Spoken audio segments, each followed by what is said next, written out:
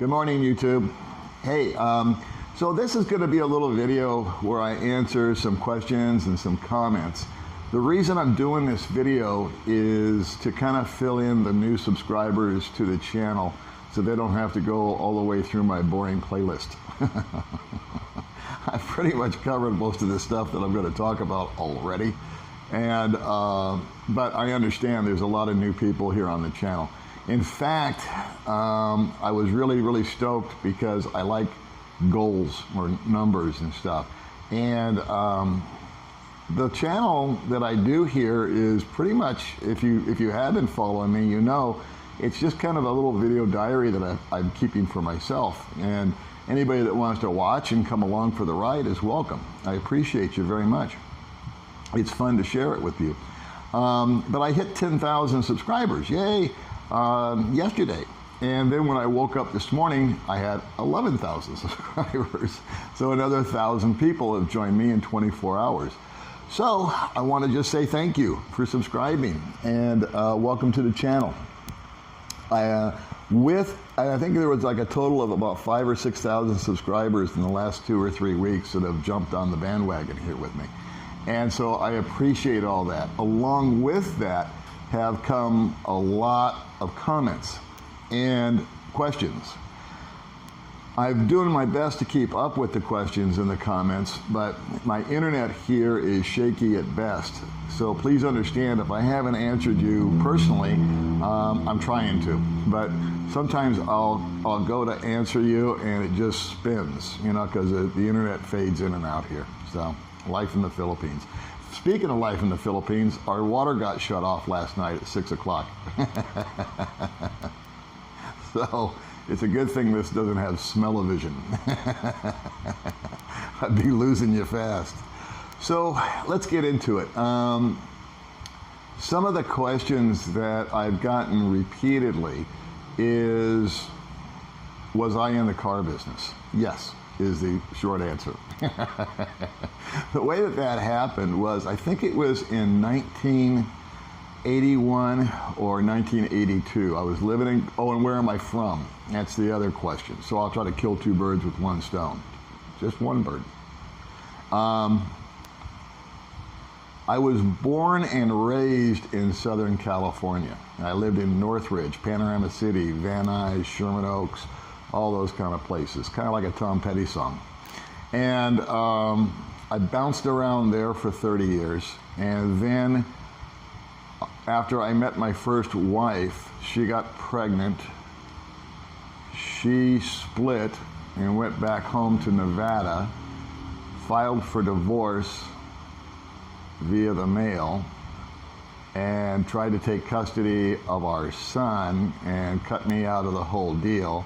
So I had to stop my life in Los Angeles, if you will, or the San Fernando Valley, and just moved to Nevada so I could fight for custody for my first son. That's how I moved from California to Nevada, against my will. And that's another video, that's another story. And I think one day I'll tell that story. I think it's an interesting story. It's an interesting, I think it's had a lot to do with framing my thoughts about marriage and women and whatnot. And then after that one, I'll get into my second marriage, and I'll get into how I came to adopt 2 children. And I'll also get into how after 5 years of adoption, the biological mother came and sued us for custody of the children. In other words, we adopted her kids, and after 5 years, she decided she wanted them back, and she won the court case. So I'll get into that in a video also. Back to the car business. In 1981 or 1982, I can't remember because I'm old, I was working as a forklift driver. I was living in Glendale, California, and I was working in Long Beach, and I was making this long-ass commute down the Long Beach Freeway, or 101, or whatever the hell it was. And I was just sick and tired of the commute. I was sick and tired of driving the forklift. I was a high school, and I still am, a high school graduate, no college. And I read it. I was looking for a job, and I picked up the LA Times, looked in the classified, and there was all these telemarketer jobs seemed to be the thing back then, and other jobs that just didn't appeal to me. I just thought, well, I'd like to get into sales. I think I'd like to do sales for a while, and but I don't want to sell cars. I mean, that sounds hard, and car salesmen have a bad rap and all that kind of stuff. But what happened was my rent at the time was $200. I shared an apartment with a guy named Case Redding. And Case Redding's dad is a guy named Jerry Redding, who started Redken Products, hair care products. And that's another video I could do. But I digress.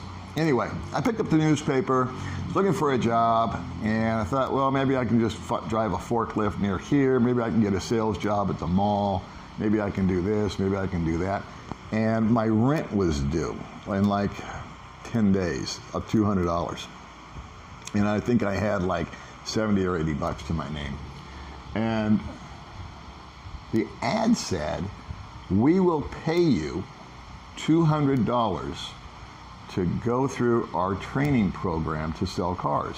And it was for a place called Keys Toyota on Van Nuys Boulevard in Van Nuys, California. And so I thought, you know what?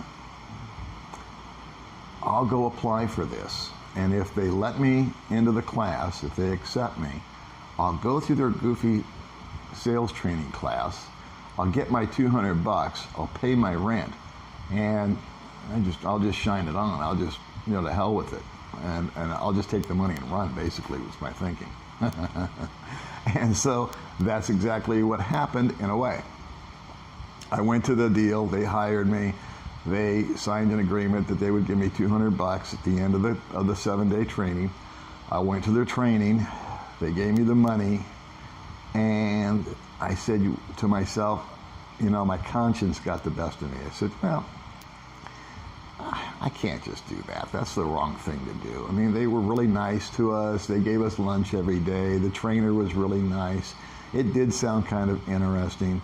So I went there to sell cars. And to be honest with you, it was a really uncomfortable job. Back then, selling a car and the system that they had in place, and they still have in place in many, many places, went against everything that I believe when doing a transaction. And so it was a struggle for me to do it. But once I got there, I didn't like the process. I disagreed with it completely. I kept thinking, Lord, there's a better way to sell people cars than the way these guys are operating. And all this pressure and waiting and hounding and blah, blah, blah. But I really enjoyed the people I worked with. They were some of the most, and they continue to be, some of the most funny, offbeat, fascinating people I have ever been around or had the pleasure to meet.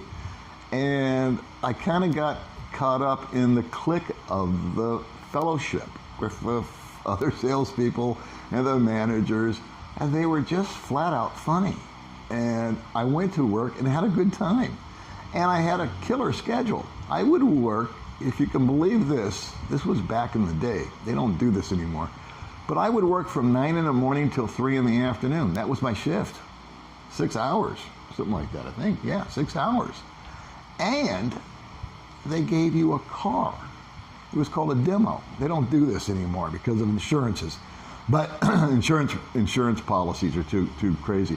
But back in the 80s, you went to work and they would give you a demo and they would give you a draw. In other words, when I went to work, they would say, hey, do you need any money? Yeah, I need some money. And they'd say, how much do you need? And it couldn't be anything stupid, but I'd say, well, I'll take a couple $100, that'd be nice to have in my pocket. And no problem. And they'd write you a check.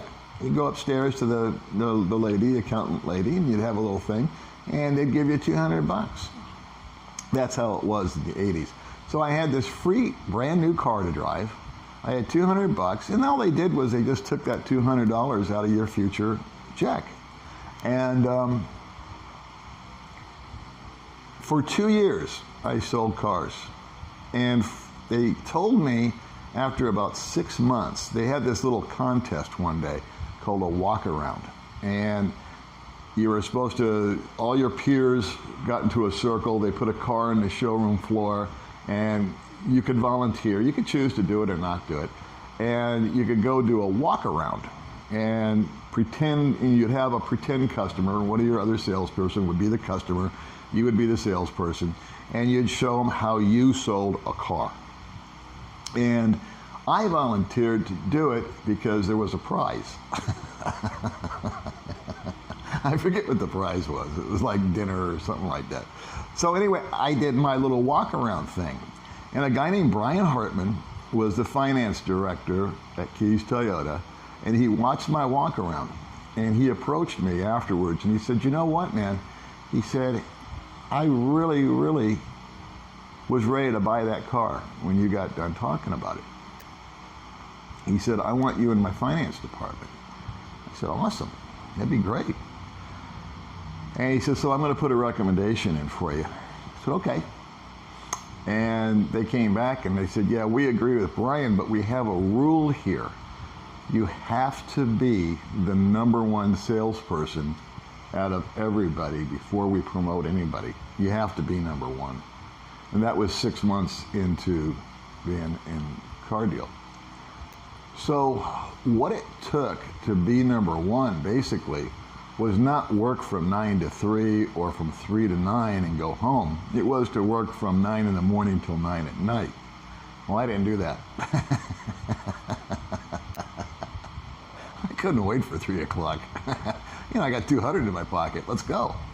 So actually, I was there on the floor selling cars for 2 years. A year and a half after that initial little walk around thing, was I finally the #1 salesperson out of like 50 or 60 salespeople. And then they promoted me to finance. I took that career in finance for the next 30 some odd years, both in Los Angeles and then when I made the move to Nevada. And that was the bulk of my career. I was not selling cars anymore. I was the guy that you saw when you, after you bought the car, you came into my office and I finalized the paperwork with you, explained to you about extended warranties, explained to you your finance options, answered questions, did this and did that. And then after a period of time later on in their career, I was promoted to what's called a finance director, and I oversaw the finance department. And then I blew out of that job, tried going into real estate, did that for a couple of years. I'm licensed in California and I'm licensed in Nevada. I'm very proud of the fact that I passed the real estate test first time out of the gate for both states, California and Nevada. I loved it doing real estate. It was my own business. I worked from home. I worked in my pajamas. I worked half as much, and I made half as much, and I was 10 times happier than when I was in the car business when I did the real estate. I would probably still be there doing real estate, but the recession came, the foreclosure thing came, and that wiped out that little program. But during that time, I think it was 2004, 2005 that I bailed out of the car business and tried my hand at real estate, that I went to Thailand for the first time. And that's where I fell in love with Southeast Asia. The seed had been planted, and it just kept getting watered by memories. My own memories of being there just watered that. I went back to Thailand in 2009. My father actually gave me $6,000. I had gone through some traumatic time with my wife and kids, etc., etc. He kind of took pity on me, and he said, you know what, man, you need to get the hell out of here for a while, because he could see I was in meltdown mode. And I went and lived in Thailand for a year on $6,000, Phuket, Thailand. And then I came back in 2010. I worked up until I was 62 and came over here. Some of the questions, so that's kind of a little basic, long-winded answer to, my background. Another really cool thing about all the subscribers that have jumped on board recently is that 10% of my subscriber base are now female. And that is awesome. And they're awesome women that are making comments. And I wanted to address one of the comments and questions that I got. Woman asked me, I think she's in her 40s or 50s, very pretty woman. I saw her picture, and I think she talked to me on either Messenger or, I think it was on Facebook that she talked to me. And her question was, do older women ever come out to the Philippines and hook up with younger guys? And I don't think I've ever seen that topic addressed here in YouTube land. And I don't know why, because the answer is yes. Over Christmas, I saw is a big tourist time here. A lot of backpackers come here. A lot of just fellow travelers come out here for their vacations. They love the diving, they love the beaches, they love the cheap, accommodations and this and that and the other. And what I did notice was a very, very high number of women, not necessarily older. Some were, like in their 20s. Other women I saw in their 30s and 40s. Other women I saw in their 50s and 60s. And they were accompanied by young Filipino guys. And so it was kind of like the reverse of what we associate relationships here in Southeast Asia, of the old farts like me coming out to, gonna find the young girl. Well, I think I've addressed that issue in previous videos, but I thought it was awesome. I thought it was cool that here are these women and they're like, they've had enough of me. They're like, I'm 40 years old. I guess I qualify for some guy like Paul, and who would want him? I'm gonna get me a youngin'. And it's just great. They come out, they have a great time. The guys dolt on them. The women are financing the whole thing. And they have I don't think it's long-term stuff. I don't see women retiring out here like the men. But I do see them come out here on their vacation, and they have a great time. Number one, I'm not saying that it's all a physical relationship, because that's really not as big a part of it as most people will think. A lot of it is companionship, and it's also, if you think about it, you got a free tour guide. Not free, but you know what I mean. You got somebody that knows the lay of the land, they know where to go, they speak the language, they can make your life easier. They can show you the ins and the outs. And there's also, if the woman is well acquainted with the guy, if she's vetted him to any kind of, which I hope she has, there is a safety factor involved there. So I think it's awesome. And I want to give a big shout out to all the ladies out there that are following the Old Dog channel. So let's see, what other question? Oh, I had a lot of comments. I did a video about why I retired early at the age of 62. And I got not flack, but I got a lot of guys saying, well, why do you call 62 early? I retired at 40, I retired at 50. Point taken. You're absolutely right. I agree with you. What I should have emphasized was when I said the word early was in association to taking my Social Security income. Because the earliest you're allowed to take your Social Security is at the age of 62. So you're right. I didn't retire early. 62 is, the winter of your life.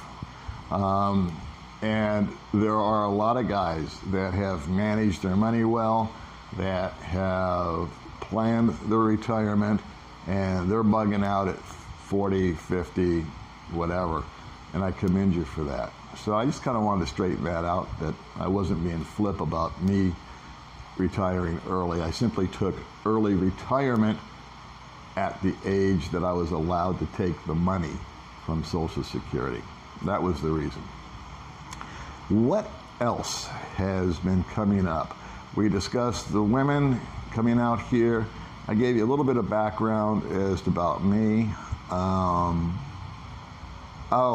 My apartment.